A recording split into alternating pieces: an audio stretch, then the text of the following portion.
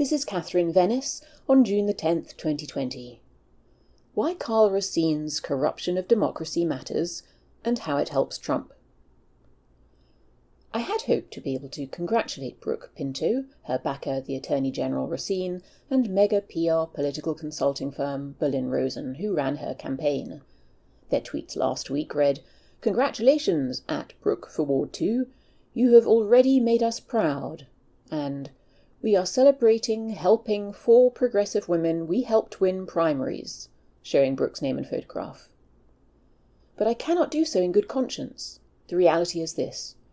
Ward 2 Democrat voters have just voted for a continuation of something of the same system of corruption that surrounded Jack Evans. There were 5 well-qualified Democrat candidates who were clean of this system, but those were sadly left by the wayside. Any voter, by the way, who has been paying attention understands very well the ongoing corruption by lobbyists surrounding all council members, long and amply documented by ethical government watchdogs and well-regarded mainstream local reporters.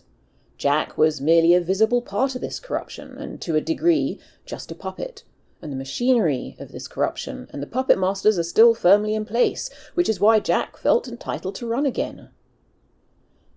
The first problem is that Racine has a track record of getting people elected and then exploiting that influence, becoming entangled with several conflicts of interest and other such scandals for which they have been investigated and reprimanded by a court.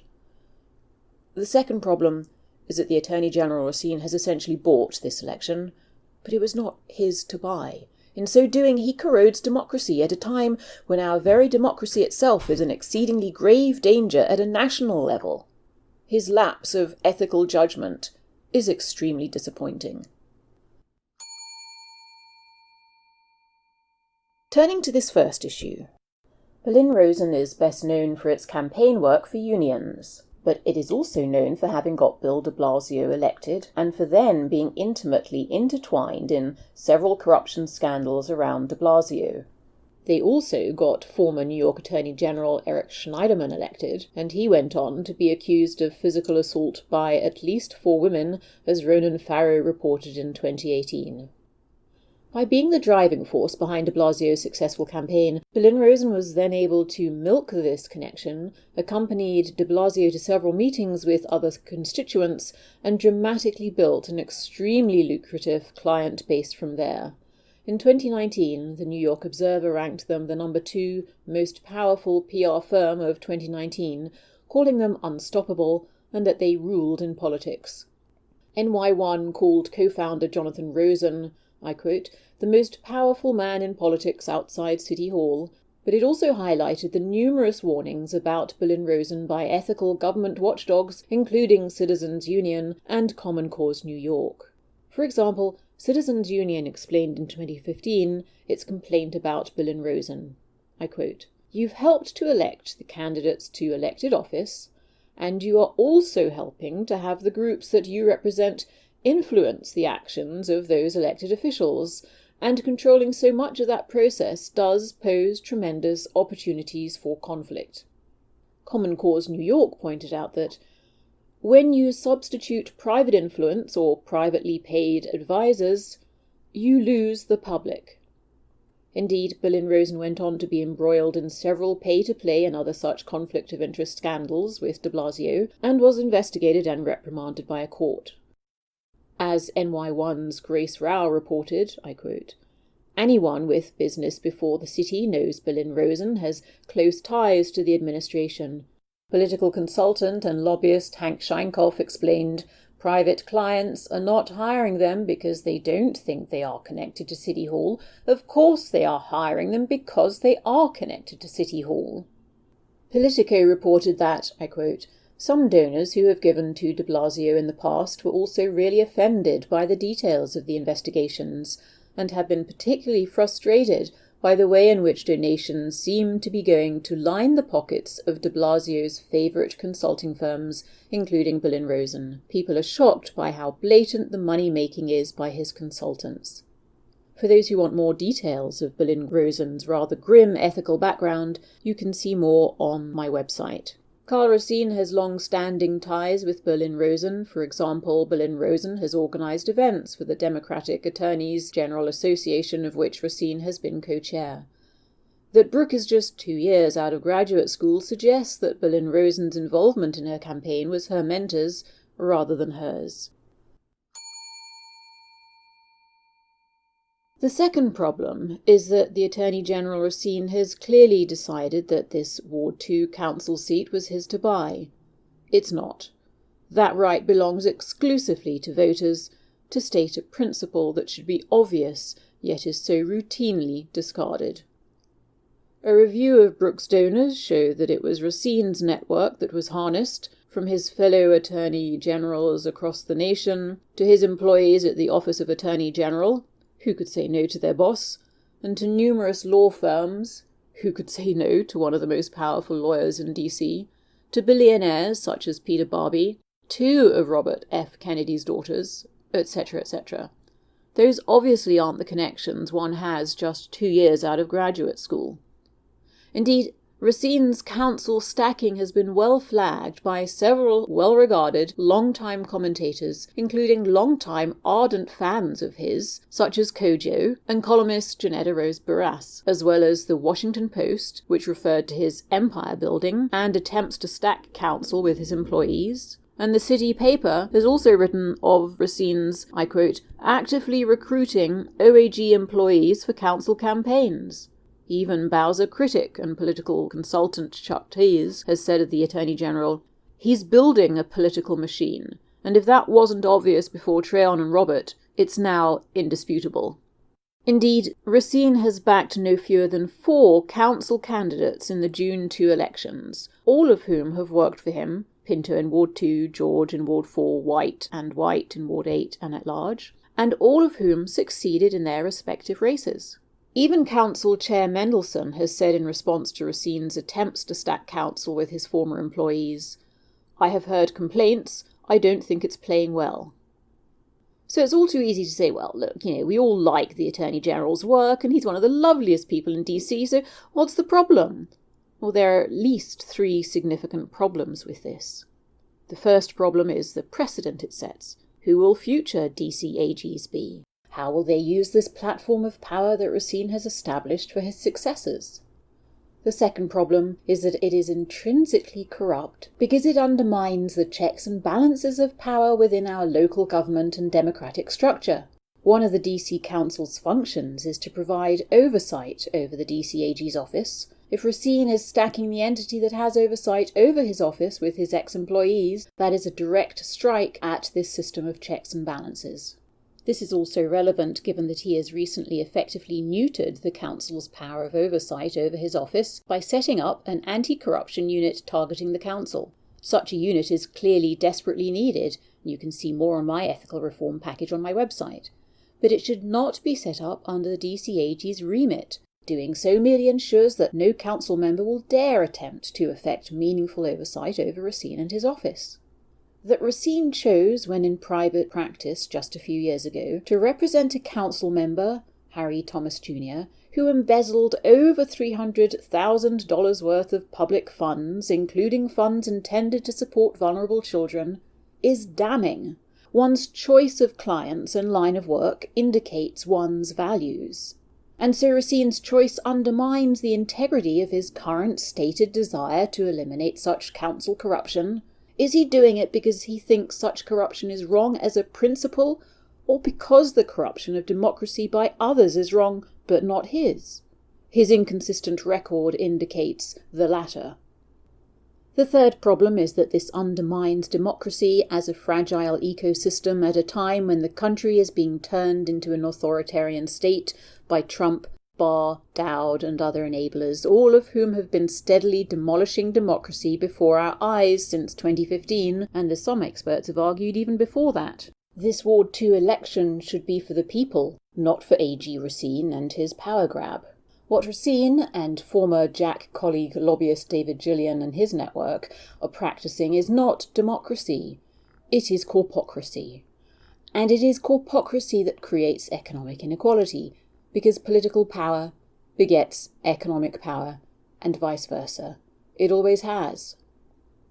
By the way, economic inequality has been my area of expertise for the last 8 or more years, working with the top economists and academics in the US and beyond across various disciplines, as well as with the UN and the largest institutional investor groups in the US. I have done this work pro bono because this issue has concerned me so deeply, and no one else was doing this particular work, which is curating the scholarship, weaving it into an implementable solution, and bringing that solution to those who have the power to implement it.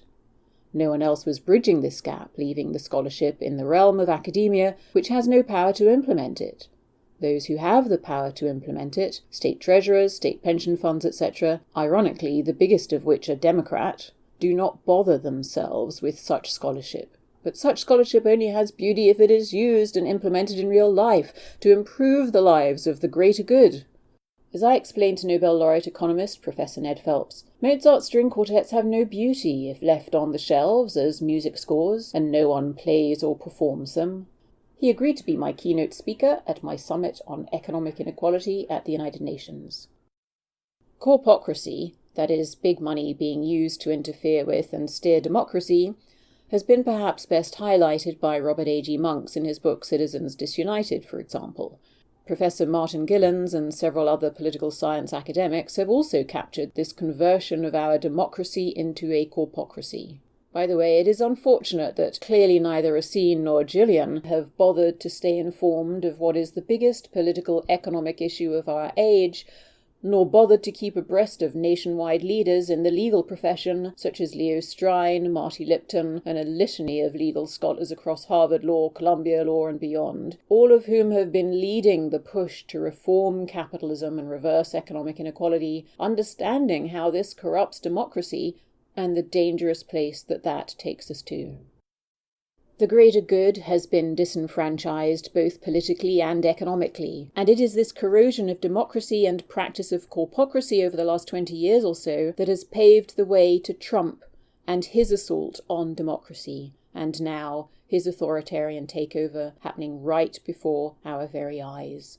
Racine's corruption of our local democracy by buying the Ward 2 Democrat primary election enables a system that in turn enables Trump's full-on drive towards American authoritarianism. It wasn't Trump who started the demolition of democracy. It was all those who have chosen, including Racine, to practice corpocracy. In so doing, they have normalized the corruption and demolition of democracy that has been going on long before Trump got anywhere near the White House and began his crusade towards authoritarianism. Racine, sadly, has shown an absence of breadth of thought and perspective to understand the ramifications of his actions.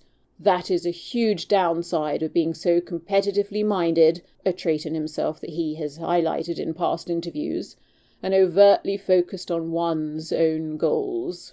Eye on the ball can lead to very unintended, dangerous places, with unintended, damaging results on others without sufficient breadth of awareness.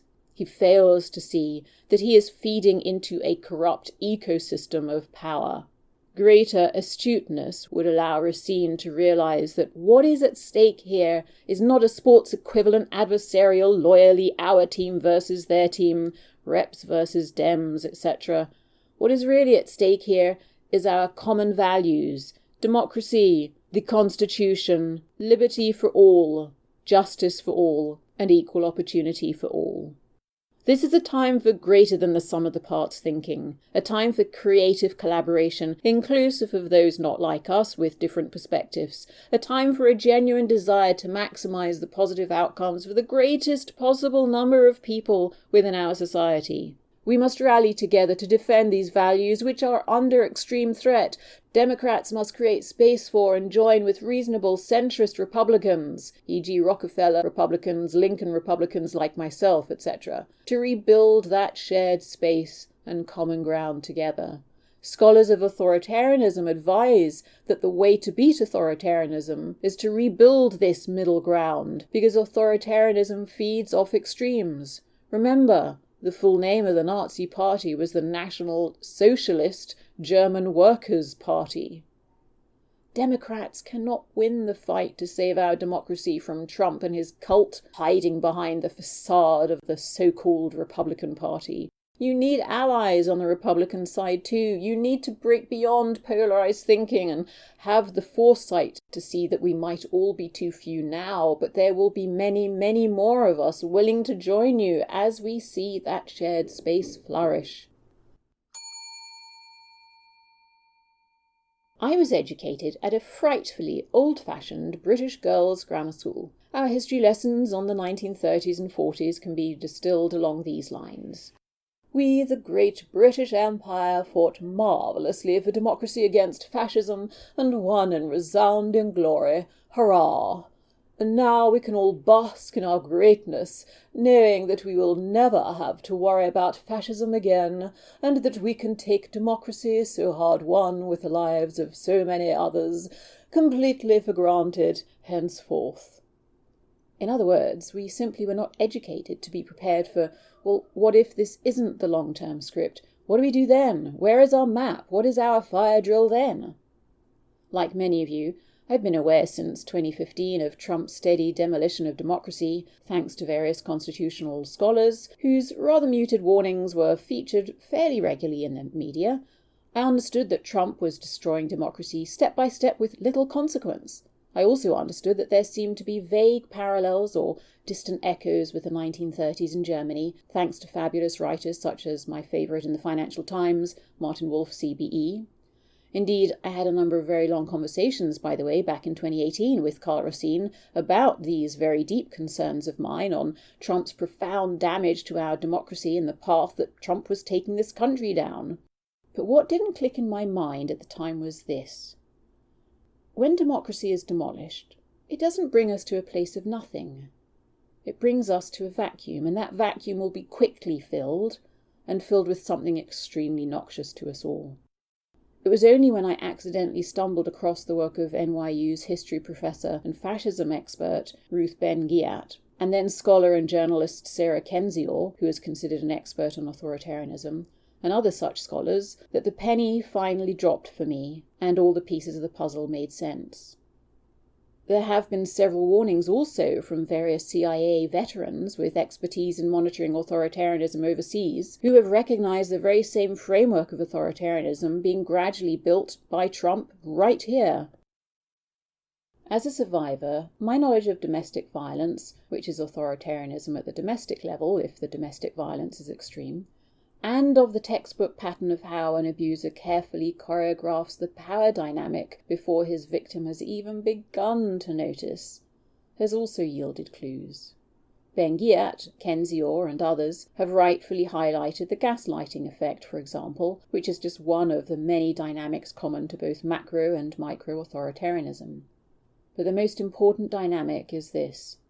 As domestic violence experts tell us, the most dangerous stage by far for the victim is when she attempts to leave.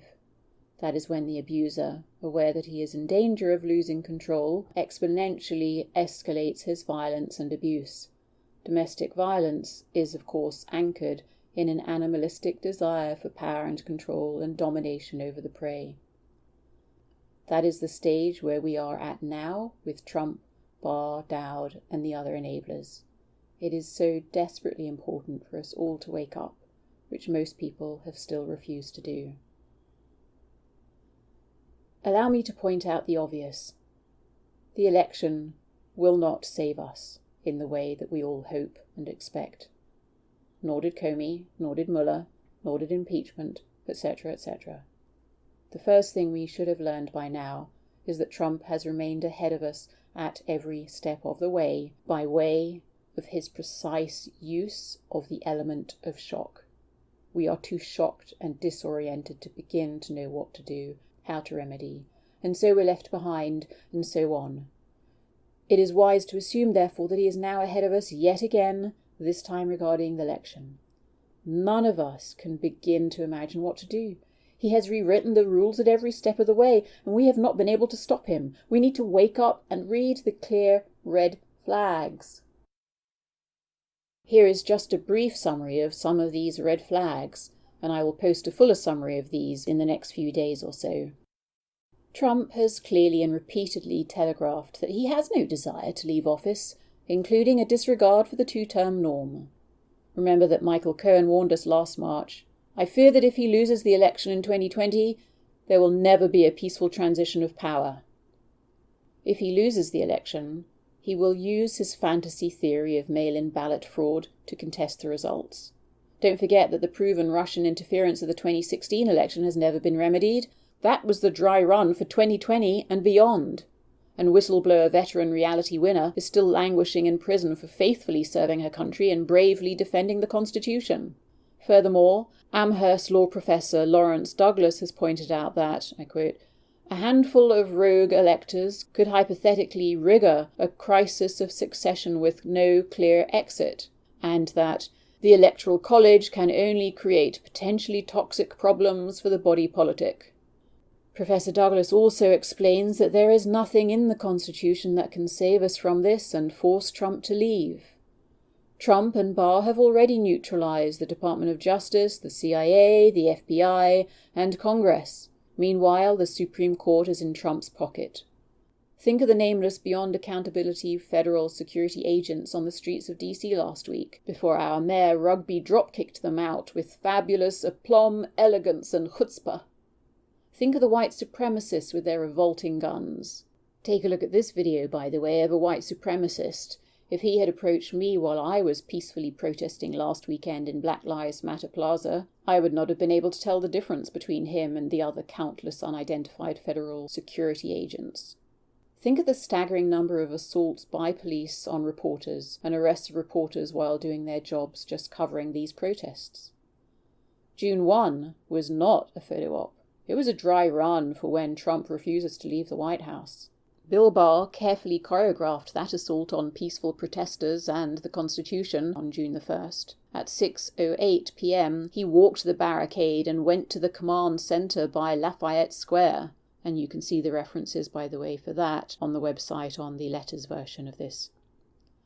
As NYU law professor Ryan Goodman and University of Texas law professor Steve Vladeck point out, if Trump were to invoke emergency powers and, I quote, deploy the US military in the name of quelling civil disturbances, the cabinet member who would have lead responsibility for those military operations would not be the Secretary of Defense. It would be the Attorney General. That's according to internal government policies that long predate the Trump administration. I've also posted another piece from June 2019 by the Brennan Center, which is also essential reading on this point.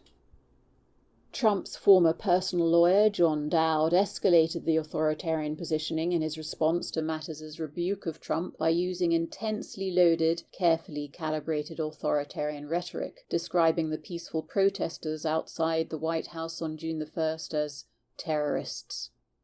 Retired Commanding General Mark Hertling, who has served under 5 Republican presidents, reminded us on June the 4th that, I quote, there are things the military won't do. They won't save us. That's not the military's job. On June the 8th, Commanding General Hertling raised another red flag. I quote, Esper and Milley allegedly said that they will not testify before Congress as asked. That's not good. After a 3- or 4-star general is nominated by POTUS for promotion or a position, she is confirmed by Congress. The first thing that occurs in a confirmation process comes via a question. Do you agree, if confirmed, and on request, to appear and testify before this Congress when requested? If the general answers no, the confirmation process usually ends.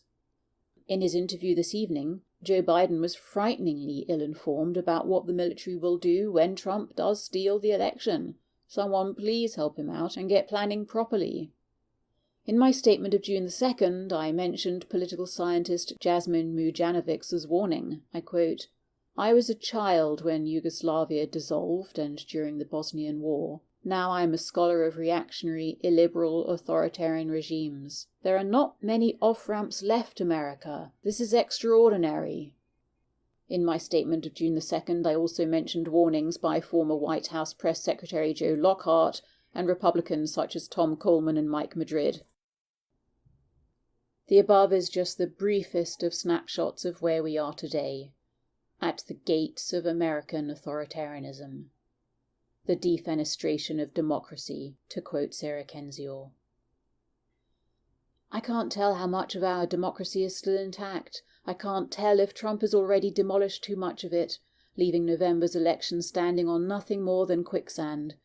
Perhaps already November's election is not much more than a flimsy souvenir of what we might already have lost. I pray that I am wrong.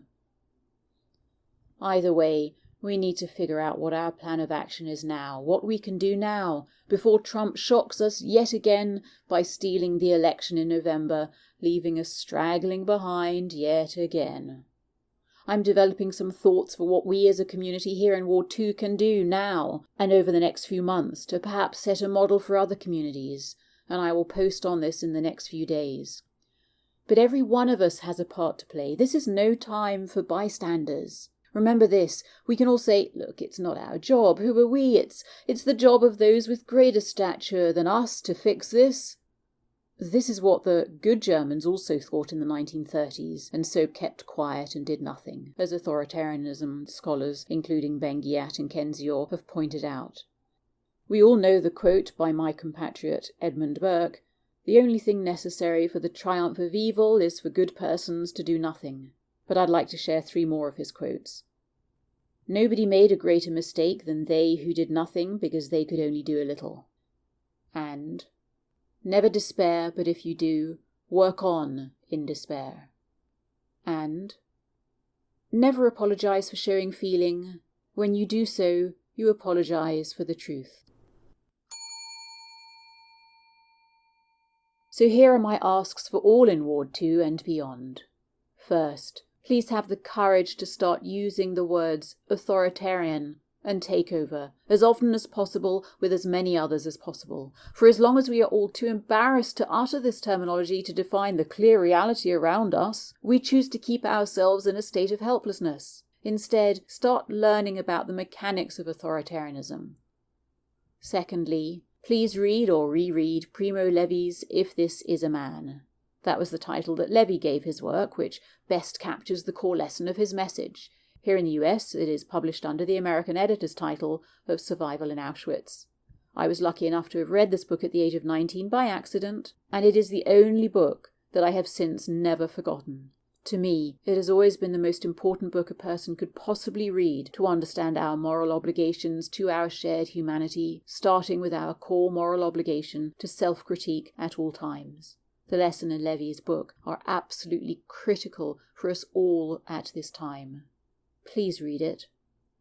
Thirdly, please drop the polarized sports think, the adversarial loyally cognitive framework, us versus them, me versus you. Please break beyond that and start to adopt an arts think. How do we create? How do we create together? How do we create better, kinder, safer, more just outcomes and well-being for all? How do we collaborate with those different to us, with those with different perspectives? How do we come together to peacefully defend and protect our democracy and our constitution? We all have the capacity to imagine, because we've all been children. This is perhaps our most potent tool right now, as we have no map for this landscape. Not knowing what the hell to do, because we're in no human's land, is actually a very fertile place to be, because questions are powerful gate openers to innovative, mutually constructive ways forward. The more we are all asking ourselves and others, what if we were to try this or that? The faster we find our way out of this nightmare developing all too quickly around us right now. Now is the time for us all to find our inner Christo. He was one of my favourite artists, and do yourselves all a favour and watch this gorgeous documentary on him called Walking on Water for a dose of spiritual sanity. Indeed, these are the times when the arts and humanities serve as a critical guide to the way forward. So I am reaching across the partisan aisle to Democrats.